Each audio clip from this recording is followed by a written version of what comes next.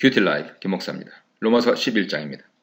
인간의 신실치 않음이 하나님의 신실함을 없앨 수 없다라고 하는 것을 계속 논증하고 있습니다. 대다수 유대인들이 불순종했지만 하나님께서는 이스라엘을 과거에도 버리지 않으셨고 지금도 포기하지 않고 계시다라고 하는 점을 분명히 합니다. 1절 보겠습니다. 그러므로 내가 말하노니 하나님이 자기 백성을 버리셨느냐? 그럴 수 없느니라. 나도 이스라엘이 아브라함의 씨에서 난 베냐민 지파야. 하나님이 자기 백성을 버리셨느냐라고 하는 헬라어 문법을 통해서 부정적인 답변이 자연스럽게 나오도록 합니다.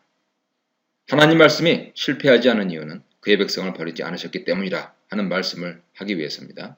이런 법정 수사학에서는 강하게 부정하고 증거를 제시하면 논쟁이 끝납니다. 그래서 바울은 두 가지 증거를 제시합니다. 첫째, 자기 자신입니다. 이스라엘인 아브라함 씨에서 난 자 베냐민 지파. 특별히 신명기 33장 12절 보면 베냐민 지파는 주님께서 사랑하시는 베냐민이고 주님 곁에서 안전하게 사는 베냐민이고 주님께서 온종일 지켜주시는 베냐민이고 주님의 등에 업혀서 사는 베냐민이었던 것이죠. 두 번째 증거는 이스라엘의 남은 자입니다. 2절 보시겠습니다. 하나님이 그 미리 아신 자기 백성을 버리지 아니하셨나니 너희가 성경이 엘리야를 가리켜 말한 것을 알지 못하느냐. 그가 이스라엘을 하나님께 고발하되 주여 그들이 주의 선지자들을 죽였으며 주의 제전들을 헐어버렸고 나만 남았는데 내 목숨도 찼나이다 하니 그에게 하신 대답이 무엇이냐. 내가 나를 위하여 바알에게 무릎을 꿇지 아니한 사람 7,000명을 남겨두었다 하셨으니 그런즉 이와 같이 지금도 은혜로 택하심을 따라 남은 자가 있느니라. 만일 은혜로 된 것이면 행위로 말미암지 않으니 그렇지 않으면 은혜가 은혜되지 못하느니라. 열왕기상 19장의 엘리야 이야기를 동원하면서 하나님은 아직도 소수의 신실한 자들을 은혜로 남겨놓으셨다고 전하고 있습니다. 남은 자들은 하나님에 의해 선택된 유대인 그리스도인입니다.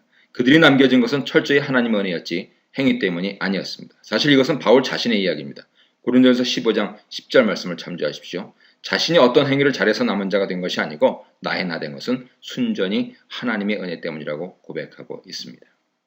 반면에 이제 나머지 사람들과 택하심을 받는 사람들에 대한 대조가 7절 이하로 나옵니다. 7절 보시겠습니다. 그런즉 어떠하냐? 이스라엘이 구하는 그것을 얻지 못하고 오직 택하심을 입은 자가 얻었고 그 남은 자들은 우둔하여졌느니라. 기록된 바 하나님이 오늘까지 그들에게 혼미한 심령과 보지 못할 눈과 듣지 못할 귀를 주셨다 함과 같으니라. 또 다윗이 이르되 그들의 밥상이 올무와 덕과 거치는 것과 보응이 되게 하시옵고 그들의 눈은 흐려 보지 못하고 그들의 등은 항상 굽게 하옵소서 하였느니라.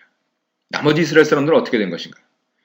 구약 구절들을 통해서 유대인의 불신앙이 하나님의 더 큰 구원 계획의 일부인 것을 보여주고 있습니다. 7절에 택하심 받은 자는 5절에 남은 자입니다. 그 외 나머지 사람들은 완고해진 사람들입니다.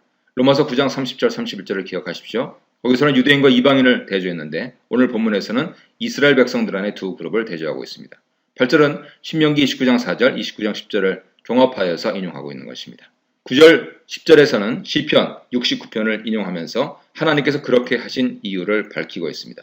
시편 69편은 의로운 자들을 핍박하는 악인들에게 하나님 보복해달라는 저주기도입니다. 그런데 바울은 이 기도를 자기 시대 그리스도인들을 핍박하는 유대인들에게 적용하는 듯이 보입니다. 데살로니가전서 2장 14절 이하를 참조하십시오. 결국 9절 10절에서의 시편 인용은 완악하게 된 책임이 이스라엘에게 있음을 보여주고 있습니다. 그런데 이스라엘은 악한 행위 때문에 그런 상태에 이르렀지만 하나님께는 더 깊은 계획이 있었습니다. 그래서 바울은 다시 한번 법조인의 음성으로 그러면 내가 묻겠다라고 하는 공격적인 질문하며 1절에서와 같이 부정적 답변을 기대하고 있습니다. 11절 보시겠습니다. 그러므로 내가 말하노니 그들이 넘어지기까지 실족하였느냐? 그럴 수 없느니라. 그들이 넘어짐으로 구원이 이방인에게 이르러 이스라엘로 식인하게 함이니라.